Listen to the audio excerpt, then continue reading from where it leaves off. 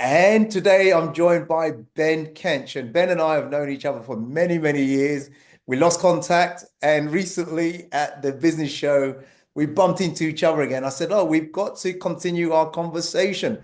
Now, for those who don't know Ben, it's a great guy to know. Check him out. And I first came across Ben before I even met him. I read his book, Selling for Dummies, because in those days, I had a struggling business. I needed to know how to sell. Am I a dummy? Maybe, maybe not. But I read the book and it helped me to sell. And I studied also with Tom Hopkins, someone we both mutually know. And now I love selling. It's because of people like Ben. And Ben, welcome to the Business and Thanks, Wealth Show. mate. Appreciate you. It's good. Like you said, life flows and circumstances change, and we can't always stay in touch with everybody we've ever met. But it's lovely when that connection is still there, and then you bump into it. Was fortuitous. It was lovely. It's good to be here, mate. Absolutely, absolutely. So, Ben, listen, why should someone sit and listen to this particular show? We're talking all things small business, we're talking about marketing and sales, we're talking about AI automation, talking about selling, past and present, and where we're going. Why do you think someone should stay and make sure they don't miss anything? Ultimately, none of us know everything, and there's always stuff to learn and stuff to be reminded of that we've heard before. So, my personal take on learning and development is you can never get too much. So, with love, I'd encourage people to step into that, embrace anything that's learning, it will always be good. But there will be some nuggets without giving any games away now. But I will and we will together share real things that can make a real difference. So, yeah, stay tuned. Absolutely. Look, Ben, I want to say, tell us about you're a man of many distinctions, and you've continued to develop yourself. You've had challenges, you've had victories, like all we all have. What was your entrepreneurial journey? How did you start? How did you get into the entrepreneurial game, if you like? I often ask our guests this kind of question. I mean, I think I would say by accident, although I don't believe anything's an accident. There's a divine plan, if you perhaps like. But Yeah. was it conscious in the young man of Ben? No, it wasn't. I think what was conscious was, I always found it easy. I'd become good at people. I was confident. I was willing to ask and be a bit cheeky. And I found, even at the early age of less than 10, that I could, you know, get people to buy the golf balls that I'd got out of the river, get people Okay. to, buy extra stuff for me if I was out washing cars for some pocket money. So I learned a cheeky way to make a few quid and didn't know it was entrepreneurial. It was just, to me, normal. And then when I was 16, I wanted a motorbike. My mother said no. My dad said yes. So I moved to my dad's.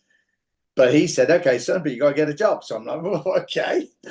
And I Okay. went out and built a window cleaning round. And again, I worked at that, but I enjoyed every day of it. And I thought, this is easy.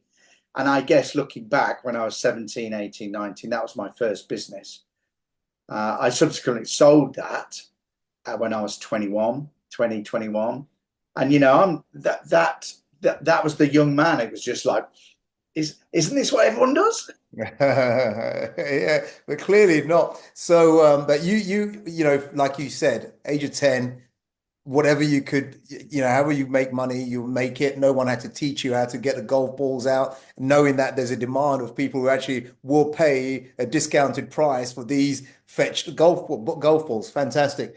Listen, so tell people what you do now, and why that makes a difference to people. In terms of your work helping Yeah, entrepreneurs. so I think the entrepreneur journey. I know, everybody I hope can see it, that it is just lemon tough, and very often the entrepreneur journey isn't. It is a reflection of us, but it Mm. is sometimes equally a reflection of circumstance, and probably it's more about how we react or change or listen and see circumstance rather than the circumstance itself. Um, but my passion is people. I love people. I love you and all of us. We've got somewhere inside, even if sometimes we have traits that aren't great. Inside we are, and so my mission is to try and serve people, because I think the answer to humanity is all of us helping all of us. And so to me, entrepreneurial stuff is not really business, it is helping people. Yeah, I remember when we caught up again and you said, "Hey, Mac, what you up to?" And I shared with you and I said, "Hey, Ben, what you up to these days?" And you shared with me. And one of the things I love you said is, look, the kind of clients that come to me is they want to improve their business, but there's areas that is not working, and also they want to improve their life. So you just want to help them to actually get to where they want to go, which is Yeah, yeah, fantastic, right? yeah. I mean, you said, the world likes, as we were talking just before, the world likes boxes. Mm, And yet none of us, I mean, ladies particularly don't do boxes. They're all merged into one. right.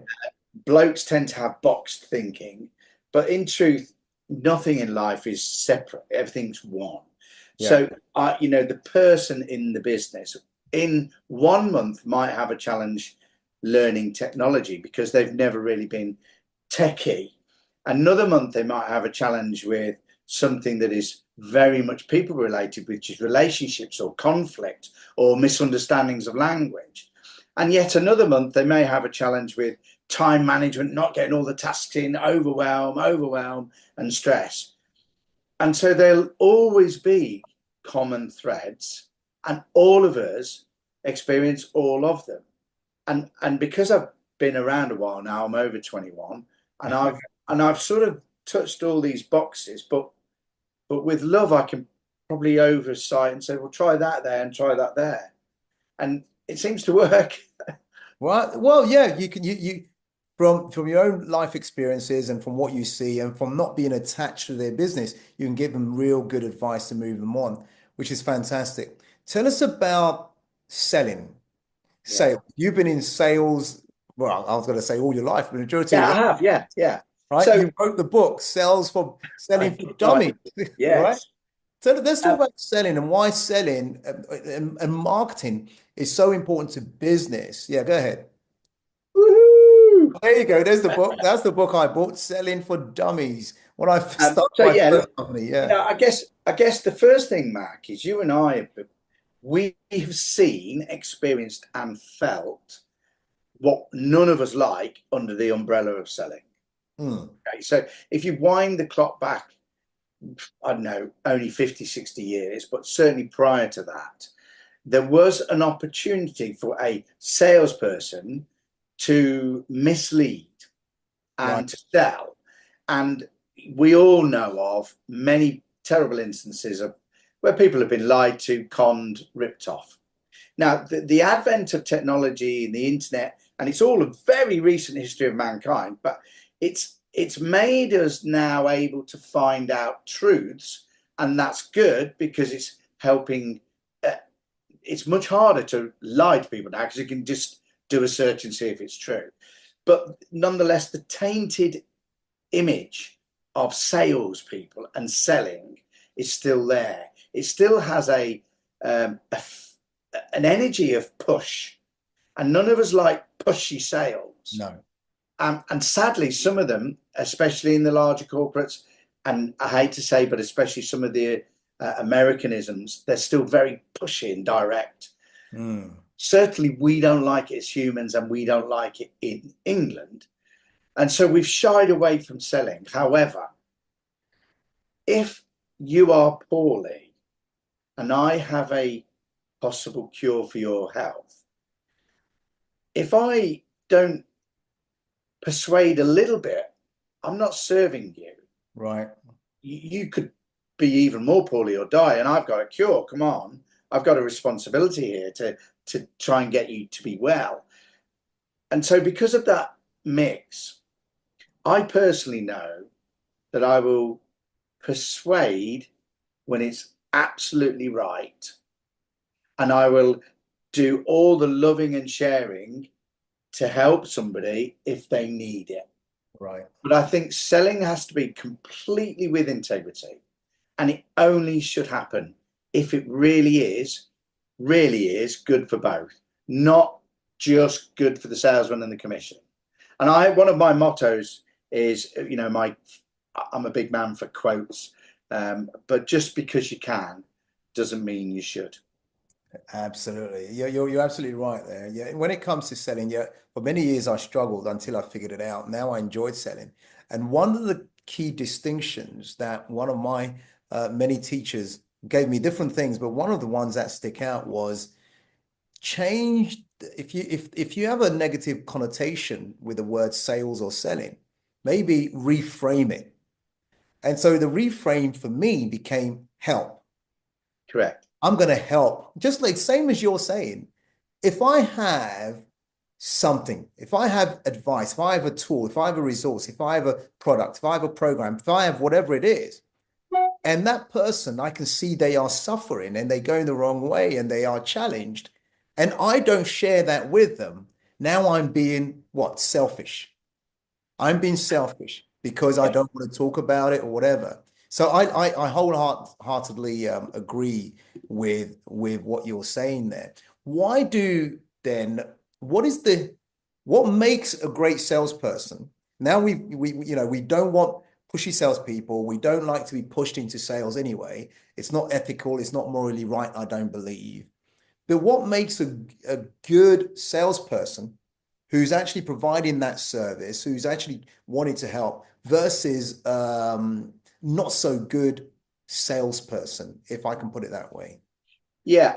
I think one of the key differences is intention. Mm, If it's my intention to serve you, then I will approach the whole thing from a different energy. And right. that's really where I stand and where I teach and guide people. Selling is everything in this planet is energy. But That's if right. we could focus on the energy of intention being if it's right for you, rather than I need to get this deal, my targets, etc., etc. And it's at that core intention level where things shift. I would also say though that, and this is where I help people massively, there is usually really poor process because the world seems to think that if you do great marketing, people walk in with a checkbook. Actually, marketing is designed to get somebody to inquire, but typically people that inquire in more than one place. So you still have to convert that inquiry. And very, very few people put any effort or learning into improving the process. And so if you've got the right energy, you also need to improve the process. And then when you do those two things, the results can be dramatically improved. So I love what you just said there. So we're saying that the notion of marketing is to attract people, but if you don't have a tool to convert them, then you're not making any money. So you can do all the social media posts you like, all the podcasts you like. You can send out all the videos you like, all the content you like. And yes, people might say, oh, that's interesting, that's interesting. But how do you convert them into money? And that conversion into money, I love what you said. You need a process to take them through to make sure they've got the challenge or the problem that your product or your solution delivers on. Yeah. So like you said, like yourself, I find lots of business owners with no sales process, and their team are often winging it. Their salespeople are winging it as well. Yeah. Do you? Yeah. So let's talk a bit more about the process and what are some of the key points or steps within that process to ensure that when the prospect buys, they are satisfied and they're happy and there's not that remorse. Yeah, you're reminding me of something we'll come back to in terms of delivery and service. Um, One of the questions I always used to ask my audiences was, what do you think is the key to a successful business? Mm. If you want to make your business better, what is the most important thing for you to focus on? And some people would say, "Oh yeah, well you've got to have a good product because if you don't have a good product, then nobody's going to buy it." And some people would say you've got to have a great service, and if you don't, your reputation will, you can't grow your business, or you've got to have a good pricing structure or whatever it is. And I would say to them, you know, at what point do I get to experience the product or Mm. the service? Is it pre-sale or post-sale? And the answer, of course, is I only get to experience the product or the service after the sale. And therefore, we have an absolute responsibility to focus a bit more on the selling process. Yeah. Yeah. Um, but critically, most people do not do any prospect profiling. Who do you sell to? Hmm. Well, anybody really with a business. Well, you and I hear that every week, don't we? Absolutely. I know where you're We'll be going. in front of a room, we'll be having a seminar or a keynote event, and Yep. we'll talk to people. So who's your client? What do you sell? Printing. Okay, who's your client? Everybody. Yeah, Every. and just at that point, the fear is we don't want to we want to capture everyone. That's right. When you analyze that, that's fear, that's scarcity. There's not enough. I need to get my net wide, and it almost is. It's at that point where they shoot themselves in the foot because there is no scarcity, there is abundance. But Hmm. unless you've drilled it down to the right audience, you won't be speaking the right language or showing them the right things.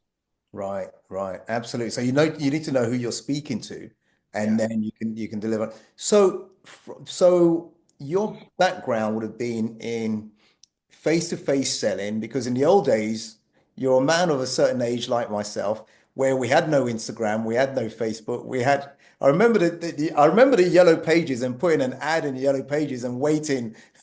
You put it in there months before, and at some point, someone may or may not ring the phone, and yeah, all the other things we did for marketing. So where I'm going with that is business is changing, business has changed. Now you're involved in helping people to utilize technology in order for them to get that money into the yeah, bank account for the yeah, business. Let's talk about a little bit about that in terms of. yeah. So, actually, without really consciously, I got I set up a business. I came back to the UK in the late 90s, 97, 98, something like that. And I couldn't get a job. And that's another story. But I in that reaction, I've got to pay for my family moment, I did what I do, which is set up a business. And at that point, it was about 99 when I realized so I'd got to be computer literate. I mean, computers were still, we didn't all have computers in 98, 99. No, no, not really. When I first sat down with a dial-up making a whining sound Oh yeah. and one finger typing, it was a huge struggle, but it introduced me to CRM systems and data management. And really from that point in 99 through to today, I've realized that without a system, I'm making my life harder. And stress is caused mostly by us not wanting to forget things. Mm.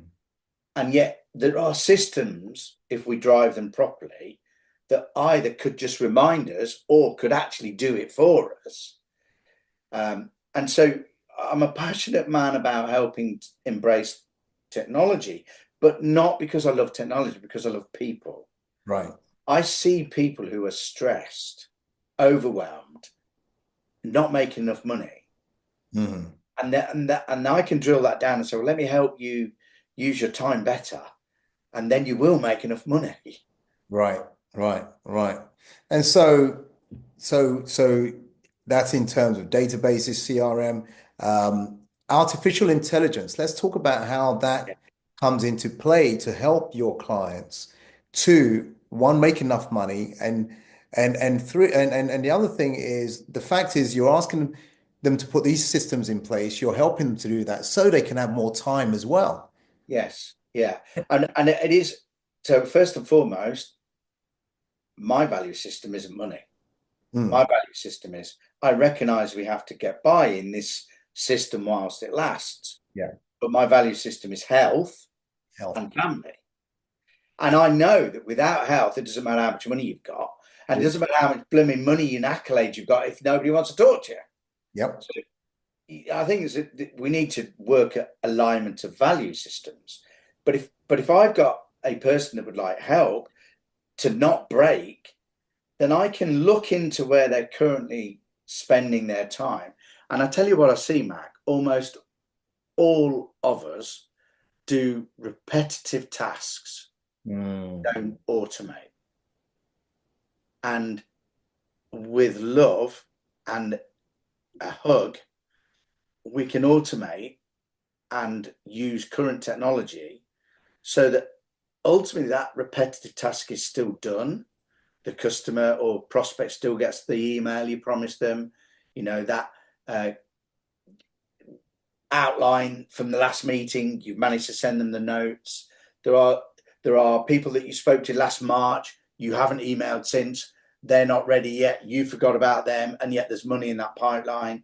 There's money in that database. You've been to shows, you've said hello to people, you've been to networks, you've got business cards, you've got a stack of data, and they weren't interested last February, but they may be next year, and you're not even keeping in touch with them. Hmm. And so when I look at it, I say, oh, there's so much here that could change your life. If you knew how to manage it. Yeah. I mean, most businesses, I say, what would 4 new customers every month make a difference to your life? Hmm. Oh, yeah. Oh, my, yes. Then let me help you get them without breaking yourself. Right, right, right. And that would have a significant impact on the sales revenue, on the turnover, because then it's less stress. Like I love the analogy. You said, look, they've been to these things, they've gone to these shows, they've gone to these seminars, they've got all these business cards, they're not following up because there's no system to follow up. And if they just did, it would also then increase the number of prospects they have, number of leads. If they did follow up from them, it'll affect the number of clients that they can acquire. The number of clients that acquire will affect the amount of money that they bring into the business, and all that Yeah. can be systemized and processed, right? Let me ask you a question and I'll share as well. But, have you ever bought something maybe a year or so after you first started thinking about it? Have Because I I, know I have. um, a year, so Lots of about people, a year later, I bought it. Yeah, I think so. I believe well, so. lots of people think, oh, I could do that course. They Yeah. hang around, don't do it. Lots of people see a retreat and go, oh, I'd love to do that, and then don't do it. But Hmm. then eventually that little niggle, they go, oh, I'm just going to do it. I need to do it now. Yeah. You know, we decide on major purchases over a long period of time. So Yes. you probably met somebody yesterday or in August Mm. who is going to need a long period of time.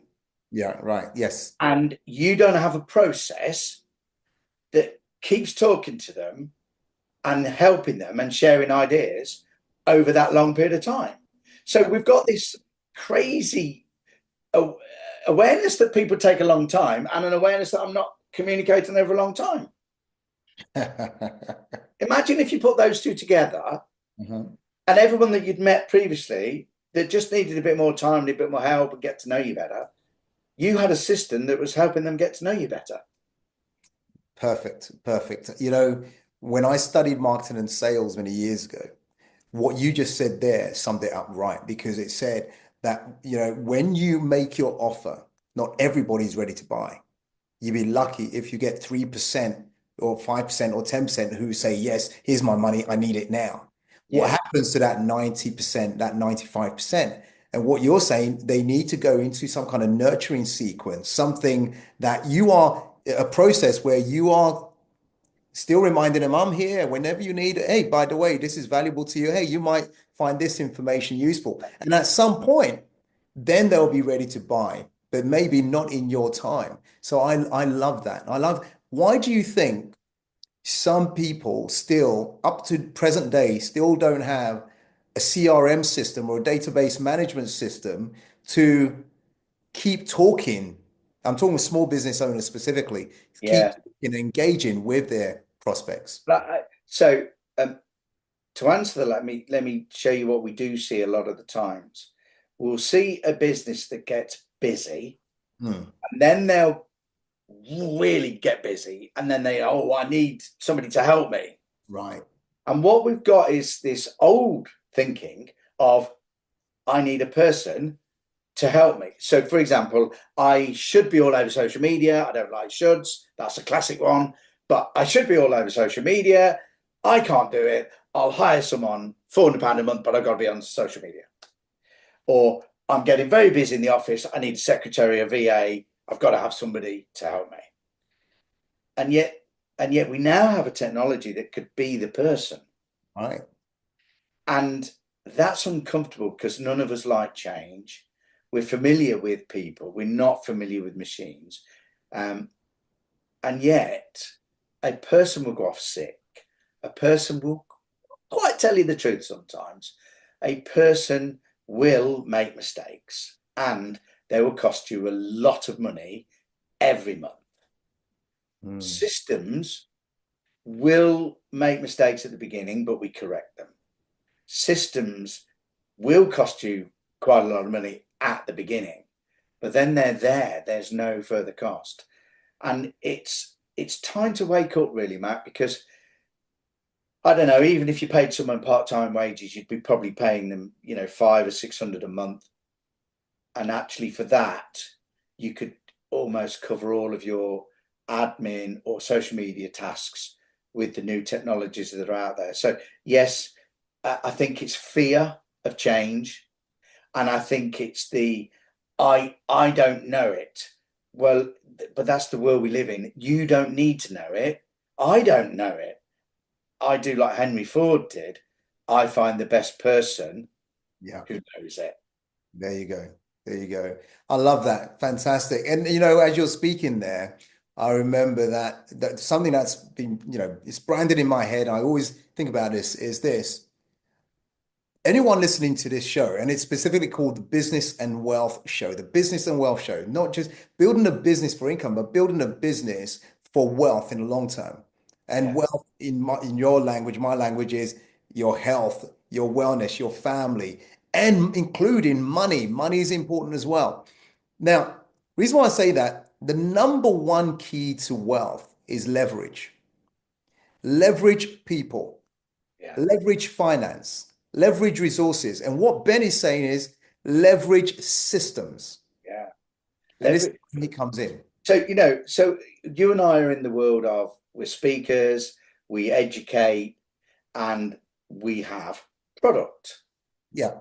Now I know there are hundreds of thousands of people that sell knowledge Mm, but don't have product. They only true. sell it in time, and there's a capacity to time. And True. my question is, why? Why don't why don't you let someone help you create product from your knowledge and get paid when you're not sharing your time? Absolutely.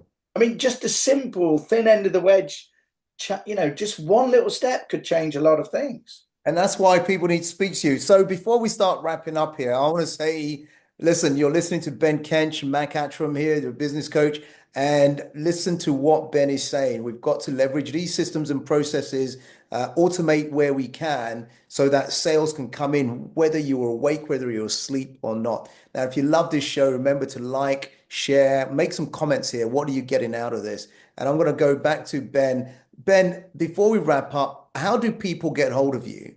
What's the best way for people to get in Okay. touch with you? Well, I love systems, but Hmm. I'm a people person.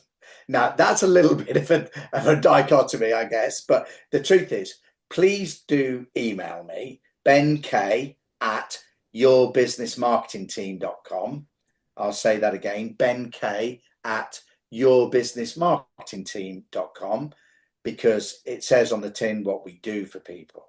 But please find me on LinkedIn. I'm probably the only Ben Kench sales architect on LinkedIn. And I'm a sales architect. People ask me why you use that, because it needs design. Right, right. And that's where you come in. Fantastic. So email is one. You said LinkedIn, they can reach you on LinkedIn as well, right? Yeah, Okay. Ben Kench, and I'm there as sales architect. Sales architect. Got it. Excellent. So we will make sure we have this at the footnotes of the show as well. So Ben, is there any question I should have asked you in relevant, in relation to our conversation here that I haven't asked you, but in the back of your mind thinking, this is relevant. I need to put this out there. Anything that I'm just working on the publishing of my next book, and when that's released, I'd love to share that with your audience. But please let me know. Yeah, I definitely. will. But so I love technology, but as I said earlier, I love technology because it's people. I want to help people, because ultimately, what I want to stand for is love. The Mm, world, we all, love is what makes us live. And the system has tried to make it all about career or wealth or status. But in the end, when we feel truly loved, we're happy. And we can be happy with a lot less when we're in love. absolutely. And we sense when people are loving towards us. And so actually, all I really stand for is making love the energy, and service and help the energy of business. Yes, we can leverage time, and we can leverage knowledge, and we can embrace systems, and all of that's good. But the reason we're doing that is so we can love and serve our fellow man. Absolutely. I love that. I'm glad I went back to you on that because that is the essence of why we live and why we are here. And many people don't understand that. And they may work their business and forget their family until it's too late. They work their business, and forget their health until it's too late. Yeah. If you can be comprehensive and look at it in a very holistic way, you can get what you want by helping a lot of other people from a great place. I love that, Pen. Thank you so much. Great My speaking pleasure, with Matt, you. it really is. All right. Until we speak again, Ben, thank you so much for sharing. Everyone listening in, I want to say thank you for tuning in. Remember to like, share, and tell your your audience, tell your people, tell your staff, tell your clients as well. Listen to the show. Listen to what Ben has to share here. Thanks, Ben. My Speak. pleasure, Matt. Thank you to everyone. I look forward to helping